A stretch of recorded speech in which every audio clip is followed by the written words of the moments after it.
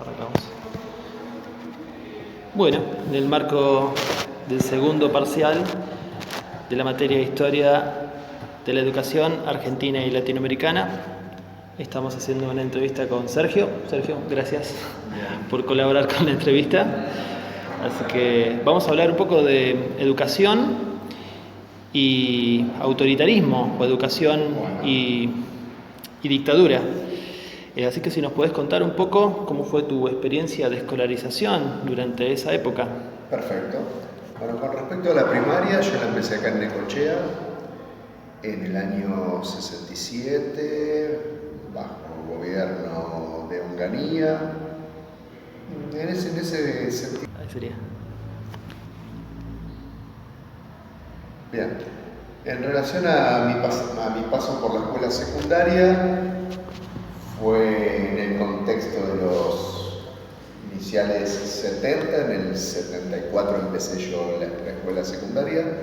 Me había ido a vivir a Mar del Plata por una cuestión laboral de mi familia, un año antes, en el que terminé la primaria allí, y en un contexto de marcada virulencia social y política. Mar del Plata, en comparación con Necochea, era una ciudad más importante, con gremios activos, universidades activas y sectores trabajadores con industrias importantes. Por lo tanto, todo eso se veía y se notaba en la calle,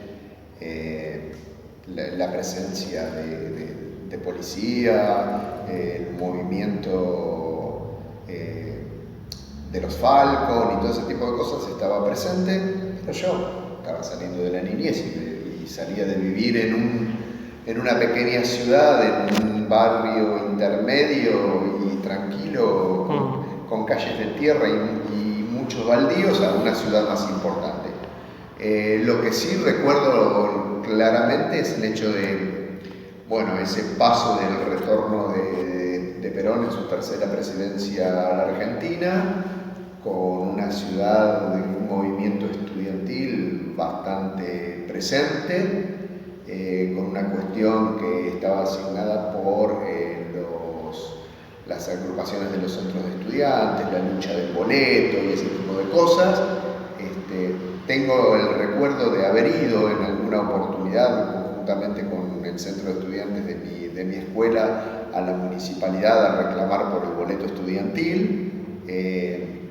Y recuerdo claramente que el director del colegio y el cura que dirigía la escuela, porque era un colegio privado y religioso, en el marco de un colegio franciscano, nos plantearon que estábamos en el derecho de ir, porque el centro de estudiantes había llevado a la acción de que no entrásemos a la escuela y fuésemos a la manifestación, que no nos prohibía que fuera, pero que nos recomendaba que no nos involucráramos en ese tipo de cuestiones.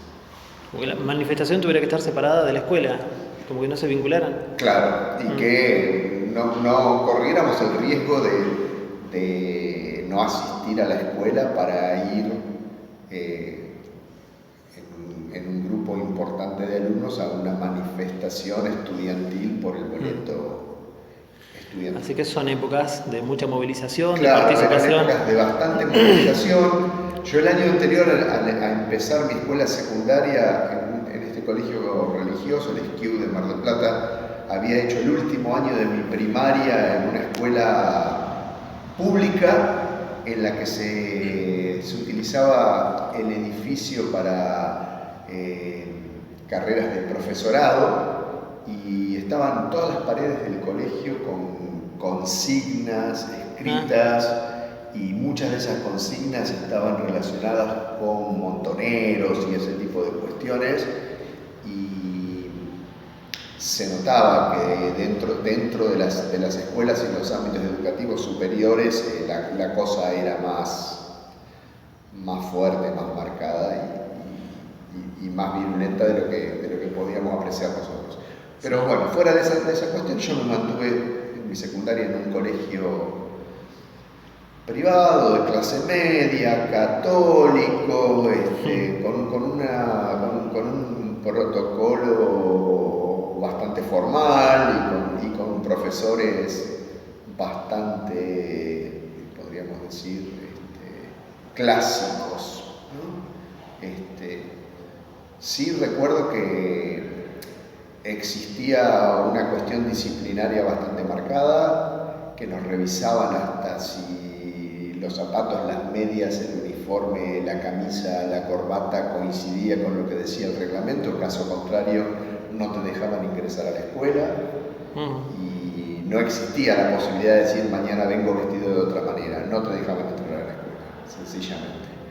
Y recuerdo también que el dictado de las materias estaba muy centrado en la consecución de lo que decía el manual que nos habían recomendado para cursar el año y poco más que eso, y que la educación era exigente, rígida, pero memorística. Claro. Eso también. ¿Vos iniciaste el secundario ya durante la dictadura o te tocó justo el cambio de gobierno? Me tocó, el año que yo inicié fue el primer año, a mitad de año teníamos una clase de educación física por la tarde y viene el profesor y nos dice acaba de morir Perón, no se van a dictar clases. Y me tocó el momento ahí complejo y cada vez más caótico del gobierno de Isabel Perón. Los gremios muy movilizados. Esmata en Mar del Plata tenía una fuerza bastante importante, ahí en medio de esa situación estuvo el asesinato de Rucci y todo ese tipo de cuestiones, y ya se notaba en la calle una especie de sensación compleja. ¿Cómo viviste el golpe allá con tus... ¿Qué edad tenías? Y el año del golpe yo tenía 15 años al principio y yo cumplo años en diciembre, así que transité entre los 15 y a fin de año cumplía 16. O sea, el momento en que yo empecé a vivir mi adolescencia. Yo hasta los 15 años nunca había salido de noche y las primeras salidas nocturnas fueron a los cumpleaños de 15 y los cumpleaños se realizaban en salones o en las casas familiares. Y en el contexto de la situación, tampoco nuestros padres estaban excesivamente de acuerdo o muy de acuerdo a que pulularan mucho por la noche en otros contextos que no fueran los netamente de compañeros de curso y ese tipo de cuestiones. También te puedo decir que cuando empecé a incursionar salidas, ir a bailar a lugares que no fuera un cumpleaños de una compañera o lo que en ese momento se llamaban asaltos que se realizaban en los garajes de la casa, donde no se bebía alcohol y donde la música era un wincofón colectivo en el que cada uno iba poniendo los discos que había llevado. Las primeras veces que fui a bailar al Náutico de Mar del Plata, que quedaba precisamente en el puerto, en la explanada del puerto, y lo que me chocaba y siempre recuerdo, y a veces hablando con amigos lo recordamos, es que en la pista de baile en la que muchísimos chicos de todos los colegios de Mar del Plata íbamos los fines de semana a bailar, había soldados armados con itaca en el medio de la pista, de baile con chicos de 15, 16, 17 años. Nunca pasó nada, jamás hubo ningún tipo de inconvenientes. Pero como al estar el Náutico centrado en el puerto de Mar del Plata y al ser un lugar al lado de la base naval de Mar del Plata, se ve que dentro del ejército querían tener una especie de control de reuniones masivas y multitudinarias. Y bailábamos en esa época rock, rodeados de soldados armados. Lo que hoy lo pensás y es una locura. Sí. Pero sí. Ese tipo de y cosas. En el clima escolar, ¿no? En los modos de trabajar dentro del aula. ¿Cómo se vivió eso? La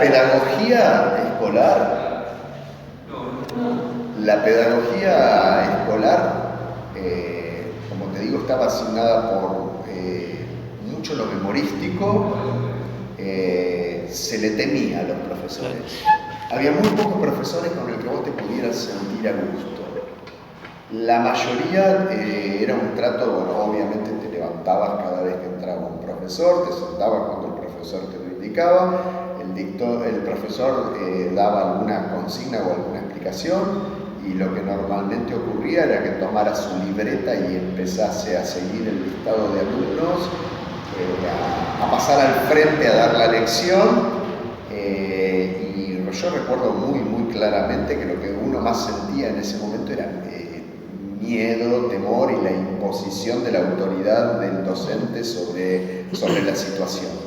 No era un ida y vuelta, no era un debate áulico, no era evacuar dudas o consultas. Era un demostrar que habías estudiado. Claro. ¿Y en las materias que tienen orientación en ciencias sociales? En las materias relacionadas con ciencias sociales nos la daba a nosotros durante todos los años un profesor que era abogado, que estaba muy relacionado con la iglesia y con el pensamiento de la iglesia, y la materia en ese momento se llamaba ERSA, Educación para la Realidad Argentina y Social Argentina, y estaba muy centrada en lo que era el deber, la moral, la familia, los símbolos patrios, claro, ese tipo de cuestiones. Pasaba por ahí la materia. Y obviamente que no, sin ninguna posibilidad de plantear una duda al respecto, sencillamente, como te decía, de tal página a tal página y el contenido repetitivo. Sí me pasó con ese mismo profesor, yo lo tuve en primer año durante el periodo peronista y a mí siempre me gustó mucho la historia, había hecho unas referencias que a mí me resultaron interesantes sobre Juan Manuel de Rosas y el revisionismo histórico, y ese mismo profesor inmediatamente con el cambio de gobierno nunca volvió a dar una clase que hablase o que tuviese relación con ciertos próceres mal vistos o prohibidos, como Rosas, que no, en los estudios escolares a Rosas no se llegaba nunca, Rosas no existía en el programa de estudios.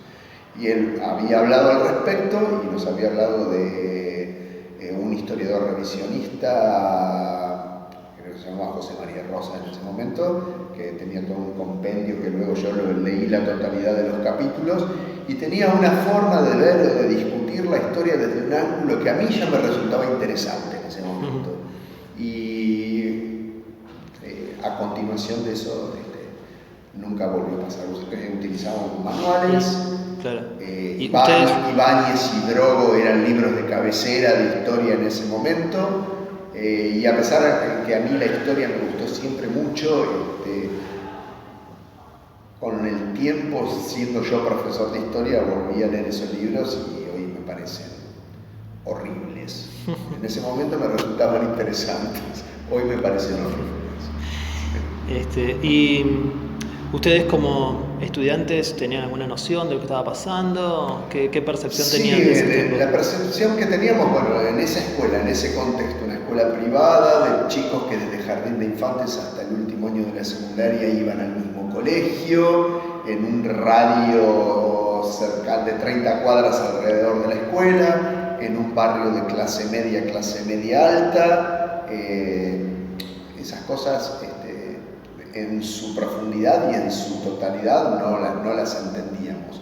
Sí sabíamos por referencia de nuestros padres que teníamos que tener cuidado, que eran momentos difíciles, que si veíamos una situación extraña no nos teníamos que involucrar, y que si por alguna cuestión o situación veíamos algún tipo de actitud o actividad que estuviera relacionada con protestas o violencias o demás, obviamente que no teníamos que participar de ellas. Esa era la directiva familiar.